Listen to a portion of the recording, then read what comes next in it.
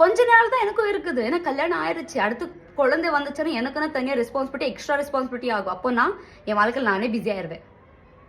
கிடைச்ச கொஞ்சம் இதில் நான் டான்ஸ் வீடியோ பண்ணால் என்ன தப்பு? என்ன தப்பு?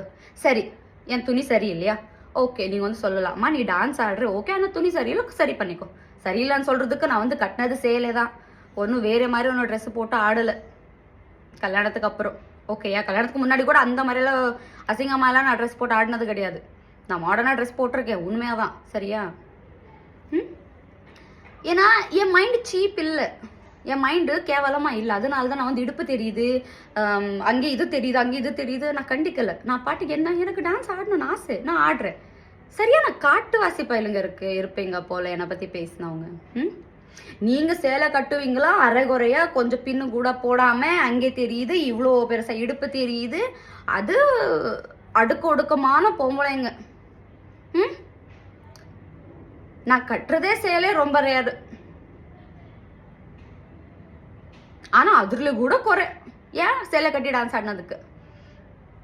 எங்கள் அம்மா எங்கள் அப்பா ரொம்ப நல்லதா எனக்கு சப்போர்ட் பண்ணியிருக்காங்க. எங்கள் அம்மா அப்பானா எங்கள் மாமியார் மாமனார் ரொம்ப நல்ல சப்போர்ட்டிவ் ஃபேமிலி எனக்கு கிடைச்சது. ஓகேவா?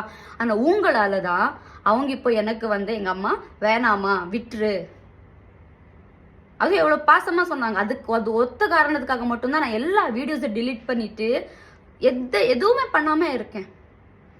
எனக்கு வீடியோஸ் பண்ணலையேன்றது எனக்கு ஒருத்தம் இல்லை. ஆனால் எனக்கு இருக்கிற உரிமையை எடுக்கிறதுக்கு நீங்கள் யாரு? ஒழுங்கா உங்க புருஷன் என்ன பண்றாங்கன்னு பார்த்துருக்கீங்க? உங்க பையன் என்ன பண்றான்னு பார்த்துருக்கீங்களா? உங்க பொண்ணு என்ன பண்றான்னு பார்த்துருக்கீங்களா? போய் அதான் பாருங்க ஃபர்ஸ்ட் வேலைய. புருஷன் குடிச்சிக்கிட்டு ஊரெல்லாம் சுத்திக்கிட்டு வருவான், அது கண்ணுக்கு தெரியாது. புருஷன் கட்டின பொண்டாட்டி விட்டுட்டு இன்னொருத்தவங்க கட்டிக்கிட்டு சுத்துவானா, அது கண்ணுக்கு தெரியாது. பையன் ஊரை பொறுக்கி மாதிரி சுத்துவானா, அது கண்ணுக்கு தெரியாது. பொண்ணு வேணாம், நான் பொண்ணை பத்தி வேற தப்பா அதை பேசுறது தப்பு, அதற்காக நான் வாய் மூட்டிருக்கேன். அதெல்லாம் கணக்கு தெரியாதா?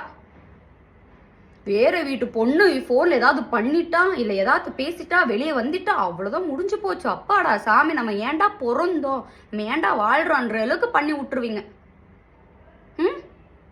மெச்சாரிட்டி இல்லை இல்லை, அதுக்காக தான் சொல்றது படிங்க. என்ன படிங்க? உங்களை மாதிரி ஆள் இருக்கிறனால தான் என்ன இந்த உலகம் இன்னும் பின்னாடி போயிட்டு இருக்குது.